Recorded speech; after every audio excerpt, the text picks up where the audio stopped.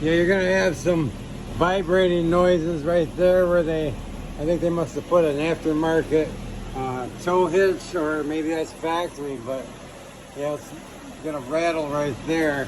Both sides are right up against it, or maybe it's because you push those rubber things up, I don't know. But yeah, it's definitely gonna do something there. I put a screw in up here. You had a rattle, your tin was broke there.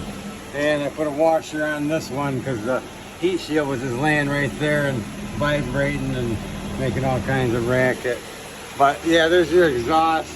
It's all new. Your white pipe, your Cadillac converters, everything is what you would purchase. And yep.